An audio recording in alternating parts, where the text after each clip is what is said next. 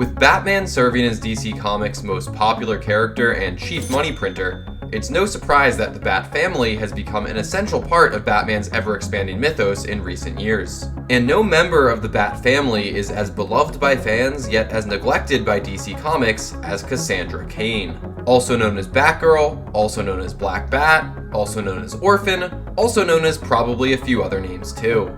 While Cassandra has appeared somewhat sparingly since her introduction just over 20 years ago, and those appearances have often varied in quality, her debut solo series from the early 2000s, simply titled Batgirl, established Cassandra Cain as one of DC's most cherished characters and as one of Gotham City's greatest defenders. So come with me as I explore what makes Cassandra Cain's arrival into the Bat family such a memorable, emotional, and inspiring journey.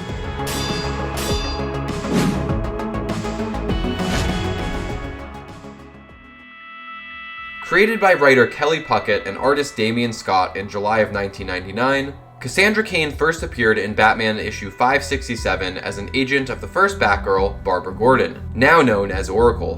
While superheroes are known for their tragic backstories, Cassandra's origins are about as tragic as they come. Cassandra is raised by one of the world's deadliest assassins, David Cain, who purposefully isolated his daughter and deprived her of speech so that the language center of her brain adapted to solely interpret movement. This granted Cassandra the ability to read the movements of people's bodies as if it was a language, allowing her to predict her opponent's movements before they came out, making her an unparalleled martial artist. After horribly abusing his daughter for her entire life and training her to be a killer, Cain sent Cassandra out to assassinate a target. Cassandra, being only 8 years old at the time, quickly killed the man and was filled with an irrepressible revulsion, causing her to run away from her father until she eventually found her way into the Bat family 9 years later. It is here where she would earn the mantle of Batgirl and begin to patrol the rooftops of Gotham City, aiming to save as many people as she could. As Batgirl, Cassandra is fueled by an undeniably pure motive to help those in need and to protect the innocent from those who would harm and abuse them. Yet she is also fueled by her own guilt for having killed a man when she was a child, despite the fact that it wasn't truly her fault. At only 8 years old and under the directives of her abusive father, she wasn't even sure of what she was doing. Still, this act deeply haunts Cassandra as she begins her career as Batgirl. Puckett's and Scott's Batgirl starts off on an incredibly strong note, highlighting how Cassandra takes great pride in her good deeds. But for all her skills and aptitude, perhaps even because of them, Cassandra also feels the full burden of her failures. Take the second issue of the run, which opened with a man named John Robinson writing a final apologetic letter to his wife. We soon learn that John, an otherwise ordinary citizen, heroically intervened during a mugging and was then rescued by Batgirl from several of the muggers. Unbeknownst to John, however, one of the criminals in question was the son of a mob boss, who then kidnapped John as retaliation for his actions, brutally beating him and confining him to a cell in an abandoned prison. With Oracle's aid, Cassandra locates the prison, breaks into it, and then kicks a hole through solid concrete to break John out of his cell. Yet John soon acknowledges that his wounds are fatal, and with his dying breath, asks Batgirl to deliver his letter to his wife, a wish that Batgirl honors. The impact that this event has on Cass is made painfully clear in the final page of the issue. Now she wants to learn how to write? I wonder what brought that on. Even in her losses, Cassandra keeps fighting, whether it's against the criminals who kidnapped and murdered John, or whether it's through her personal growth of attempting to learn to read and write. So, the second issue of this 73-issue story clearly establishes that Cassandra possesses an unquenchable desire to do good, a bottomless yearning to protect the innocent from those that would do them harm. Since Batgirl herself speaks very little, much of the story is told purely visually through Damian Scott's vivid artwork. Scott avoids the grander vistas and epic splash pages of other superhero comics, and instead focuses tightly on the story's characters, whose emotions are always made clear through body language and facial expression alone. By supplying a window into Cassandra's thoughts and feelings, Scott makes it remarkably easy to empathize with his protagonist and understand her motivation. For Cassandra, overcoming the feeling that she is fundamentally a bad person is not a simple or linear process. That process is rife with failures and low points, but by persevering through those failures, Cassandra proves her dedication to helping others and bettering herself through the use of her extraordinary abilities. These extraordinary abilities are placed in peril, however, when a psychic metahuman inadvertently rewires Batgirl's brain to better understand human speech. While this allows Cassandra to more easily communicate with other people, it has the added consequence of obstructing her ability to read body language and to naturally predict her opponent's movement, greatly reducing her capabilities as a crime fighter. Cassandra desperately yearns for her nearly unparalleled effectiveness as a warrior to return, so she forges a pact with Lady Shiva, the deadliest martial artist in the DC universe. As such a skilled fighter, Shiva agrees to help Cassandra regain her ability to read body language if Cassandra agrees to duel Shiva to the death 1 year later. While Cass knows that she won't be able to best Shiva even in a year's time, Cass agrees to this deal, as she needs to feel that she is capable of protecting as many people as she can at all times, even if it comes at the cost of her own life. Sparring with Shiva does indeed restore Cassandra's abilities to read body language unlike any other, but that impending duel and impending death hang over Cassandra for that entire year, which does not go unnoticed by Oracle or Batman, who both serve as mentors to Batgirl. Barbara acts as a very maternal figure to Cass, often encouraging her to explore a life outside of crime fighting, usually unsuccessfully. And Barbara ultimately attempts to dissuade Cassandra from dueling Shiva at all. Conversely, Batman argues that Cassandra should focus entirely on her life as Batgirl and chooses not to intervene in Cassandra and Shiva's battle, believing that Cassandra must find her own path just as he once did. Cass doesn't subscribe exclusively to either of Barbara's or Bruce's ideologies, but when the day of the duel finally arrives, Cassandra faces her fate head-on. The pair meet on a starlit rooftop and begin their duel to the death, which ends in a mere 5 pages as Shiva deals Cassandra a lethal blow. Yet just as quickly as Cass is defeated, she is promptly revived by Shiva and brought back from the dead. It is through this death, through this literal and figurative rebirth, that Cassandra is finally able to absolve herself of the guilt she has carried with her over the last decade. I killed a man. I watched him die. Ah, your gift. Reading your opponent's intentions. You saw him die as he saw it. Terror, then nothing.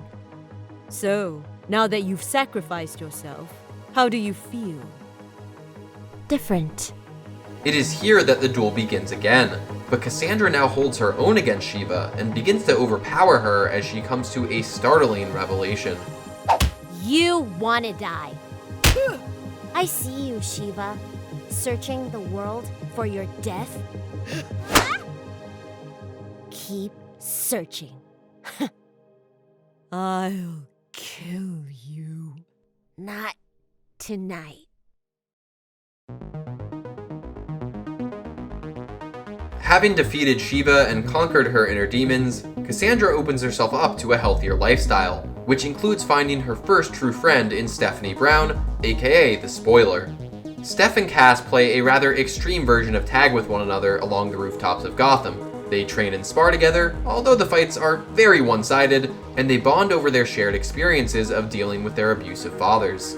Unfortunately, this friendship doesn't remain as a constant in Cass's life, as Stephanie soon leaves town after a falling out with Batman. Batman, however, begins to take on a more active role in Batgirl's mentorship, supporting her outside of her life of crime fighting and teaching her to be a detective on the streets of Gotham. Yet the shadow of Cassandra's father, David Cain, still looms over her, as a mysterious man named Alpha, whose only known affiliate is Cain, plants a nuclear bomb somewhere in Gotham City, leaving the Bat family in a desperate race to locate and defuse the device. Meanwhile, a man named Michael Summers awakens in Gotham with no memory of his life and quickly learns that the mob has put out a hit on him. Batgirl aids Summers in escaping the mob, believing him to be an FBI agent, and enlists his help to stop the detonation of the nuclear bomb, despite Summers' amnesia. I keep getting this image in my head. I'm on a beach, looking out at an ocean. I'm all alone. I'm happy. But it doesn't feel like a memory. It's kind of... I don't know what it is. However, Cass soon discovers that Summers himself is Alpha, a cold-blooded killer and a friend of her father's. Throughout the narrative, Cassandra's main internal struggle involves redeeming herself for the murder that she unwittingly committed, and as such, many of Batgirl's external struggles involve attempts at redeeming her antagonists. By convincing these killers to change, Cassandra aims to vicariously convince herself that she is deserving of happiness and change, despite her previous identity as a weapon. So as Alpha and Batgirl finally locate the bomb and aim to defuse it, Alpha's memories return, and he pulls a gun on Batgirl, insisting that it's too late for him to change. But even if you can escape it for a day, you can't change what you are. What are you doing? Who am I? How should I know? Wait a second. You're that freaky kid Cain trained. I fought you when you were like 5. What are you doing here? You can change. You can. No! I'm sorry. No! While Alpha flees the scene, he remotely defuses the bomb with just seconds to spare, proving that ultimately, he took Cassandra's words to heart. Nice job, kid. Where's Alpha? He's dead. Dead. Yeah. He's gone. Unfortunately, Cassandra Cain's creators, Kelly Puckett and Damian Scott, would leave Batgirl after Alpha's story concluded, but not before delivering one final love letter to the character. Issue 37 sees David Cain break out of prison not to escape, but only to deliver a present, an assassin's knife, to Cassandra for her birthday. While temporarily reuniting a father with his daughter, Cass realizes that Cain is her biological father, and that he gifted her the same knife when she was very little. While Batgirl is ultimately unsuccessful in keeping this father and daughter together, being forced to return the girl to her abusive mother, Cassandra's final act under the creative duo of Puckett and Scott sees her melting down the knife given to her by her father. This clear rejection of Cassandra's abuser and of Cassandra's identity as a weapon is a powerful moment to end the Batgirl run on, but the story would continue under a different creative team for another 36 issues. For better or for worse. The introduction of a new creative team would bring Cassandra's love life to the forefront of the story, which previously had hardly been acknowledged. Put simply, most of the romances in this era of Batgirl are underdeveloped and result in Cass being unnecessarily objectified. Of particular note, Cass has a short-lived fling with Superboy for some reason, as well as hints of a romance with a metahuman freedom fighter known as the Black Wind.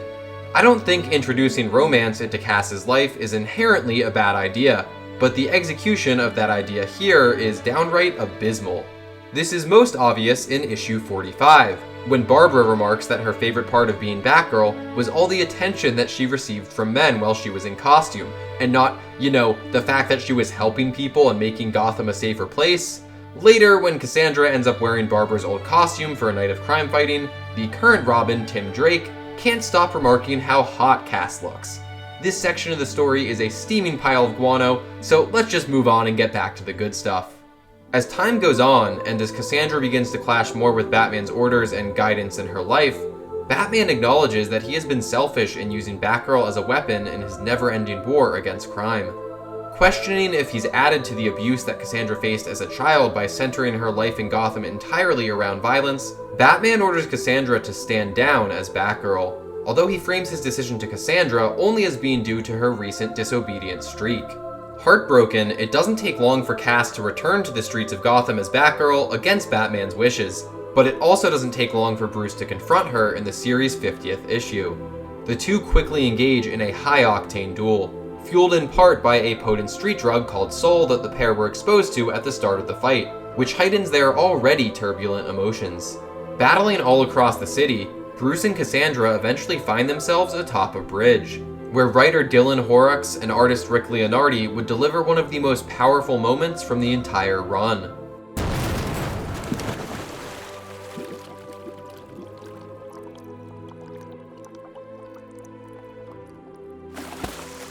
He never let me touch him, hold him. Just fighting and hurting. You hurt me too. You sent me away. I need to know, once and for all, where your loyalties lie, Cassandra. With your father, or Barbara, or me. No, not you. This. In many ways, this page is a perfect microcosm of Cassandra's tenure as Batgirl. To Cass, being Batgirl means pursuing the heroic ideal of protecting the innocent and saving as many lives as she possibly can. That is what the bat symbol means to her. And it's this pure, unbreakable motivation that cements Cassandra Cain as one of Gotham City's greatest heroes. And Batman clearly acknowledges this as he welcomes Cass back into the family as Batgirl, their relationship and trust in one another restored. Yet Batgirl's time working directly with Batman would soon come to an end. From the fallout of the War Games story arc, the Bat family would face heavy consequences, most notably superheroes and vigilantes being outlawed in Gotham City, as well as coping with the tragic death of Stephanie Brown. As a result, Cass would relocate to Gotham's sister city, Bloodhaven, and this move would push Cassandra into completely new territory, both literally and figuratively. While Bloodhaven was normally under the protection of Nightwing, Nightwing had been injured during War Games, leaving the city unprotected from its many criminal elements. This would lead Batgirl to team up with Robin, who had also moved to Bloodhaven, thereby forging a new dynamic duo to strike fear in the hearts of criminals. Batgirl and Robin would work together to take down the Penguin, but their alliance would ultimately be short-lived. Parting ways amicably due to differences in their approaches to crime fighting, Tim and Cass would both stay in Bloodhaven but would work to defend it separately as solo heroes. It is here where Cassandra would begin to explore her neighborhood and her identity beyond the cape and cowl, pushing her into exciting, but for Cass at least, unfamiliar social situations. Fortunately, she would quickly befriend Brenda, the owner of a local coffee shop, who often supports Cassandra in her new life in many small and kind ways.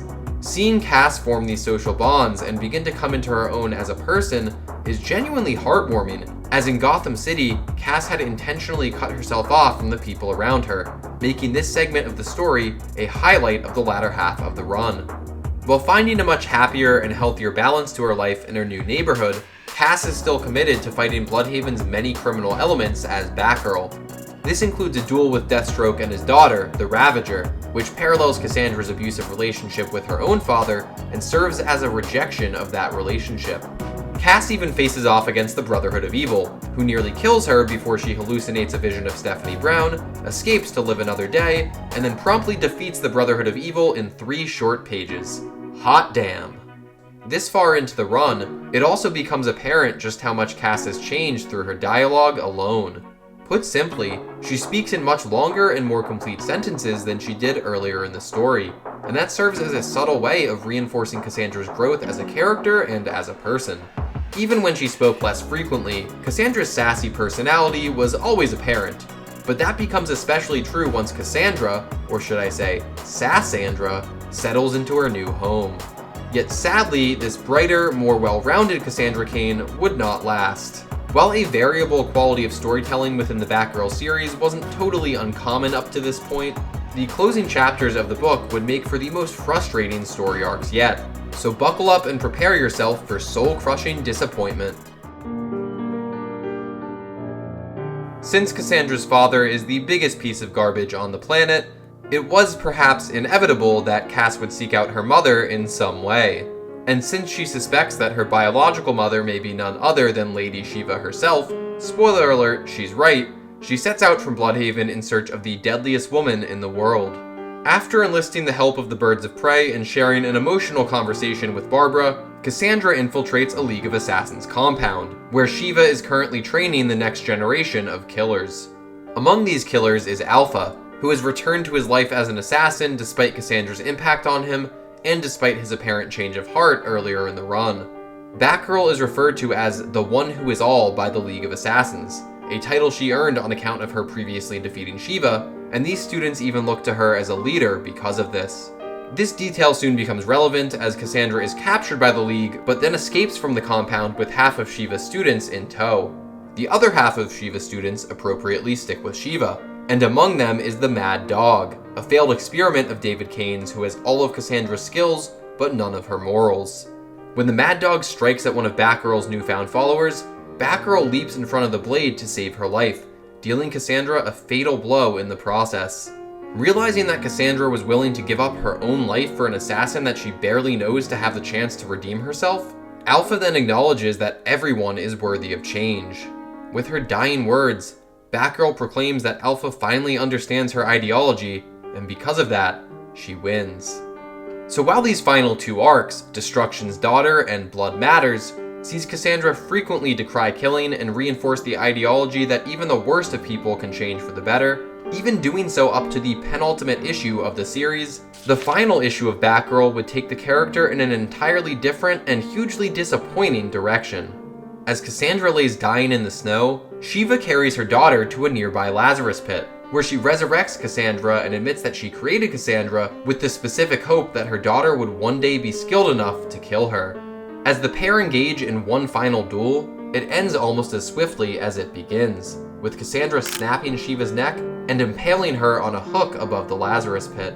Having granted Shiva the death that she has yearned for so many years, Cassandra steps out into the night on her own. The final page of Batgirl, via narration, explains that while Cassandra once thought she was a bat and a hero, in the end, she was only a runaway girl named Cain. In my opinion, the ending to Batgirl is antithetical to everything that makes the character of Cassandra Cain so special. It's baffling that this story spends 72 issues insisting that Cass is a hero who is not defined by the abuse and trauma of her past, only to walk that all back in the final moments of the story. Presumably, this decision was made to include Cassandra as Robin's main villain in the 1 year later event, but that doesn't make this choice any less aggravating. And plus that Robin's story was trash.